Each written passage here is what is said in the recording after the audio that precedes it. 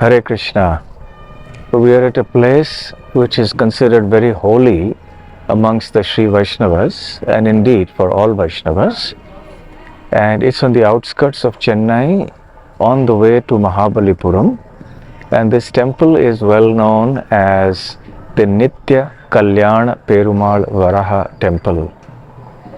And the history goes as follows, that there was a sage who had a small girl who used to serve him, and she wanted to do austerities, and it is said that Narad Muni came before her and told her that she had to get married if her tapasya was to be successful. So there was a sage called Kalavara living here in this region. She approached him for help, for a solution. So the sage said, when you grow up, then I will marry you. And then that's what happened. And then they had 360 daughters. So then what to do? He had to get them all married. So he came to this deity, to Lord Vishnu. And Lord Vishnu said that I will marry every one of them. So on each day, he married one daughter. So marrying the 360 daughters took up one whole year. So therefore the Nitya Kalyana refers to the marriage, and Nitya means that every day there's some marriage going on here. Hence the tradition here that anyone who wants to get married or whose marriage is getting delayed for some reason, then they come here and pray for blessings. And it is said in the local tradition that if you wear the Mahaprasadam garland of the deity of Lord Varahadev, then and you circumambulate the deities, do the pradakshina or the parikrama 9 times, then you get the Lord's blessings to go. So many people come here with that idea. But apart from that, there are many devotees who come because this is a place of devotion. We have Lord Varahadev, who has Bhudevi, his consort, with him, and they are seated on Adishesha, who is also present with his consort. So that is the main shrine here. And then we also have another shrine where we have Andal, one of the 12 Alvars, the only lady amongst the Alvars.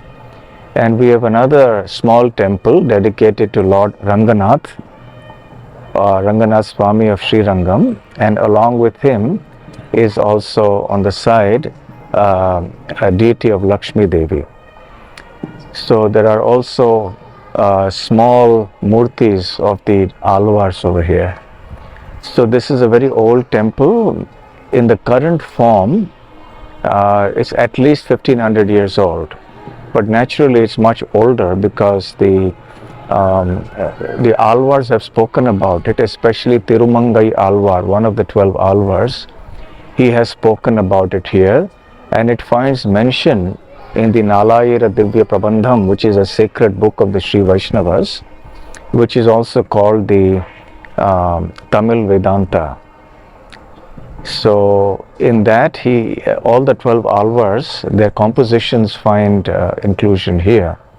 So this temple and this deity is mentioned there. So obviously it's much older, but in the times of the Pallava dynasty, I believe it was made here. That is about 1500 years ago or 1400 years, something like that.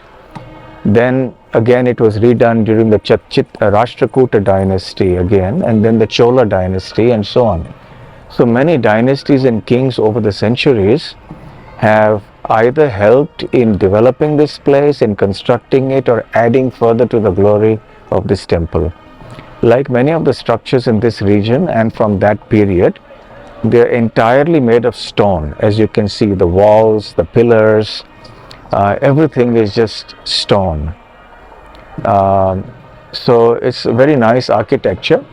But one interesting thing that struck me here is that there is no gopuram. A gopuram is a tall tower that is usually found at the entrance of temples in South India, but that is not visible here. So I don't know if there is some reason for that, or it's just maybe the way it was designed in those days. But nevertheless, a very nice temple to come to. The next time you come to Chennai, you can come another 20 or 30 kilometers and you can reach this place. Hare Krishna.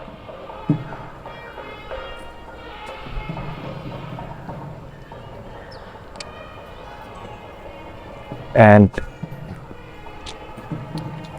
you can see this stambha, which is here, the Dvaja stambha. And most of the temples, or all temples actually have this, especially the Vaishnava temples.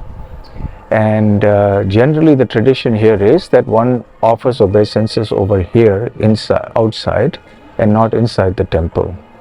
So our Sarvananda Prabhu has just explained to me that the reason for that is that if you offer obeisances inside the temple, there are so many deities around that you might just end up pointing your feet to some other deity. So this is Sarvananda Prabhu, whom you recall from my visit to Parthasarathy temple yesterday in Chennai. So he's taking us around to all these holy places here. Hare Krishna.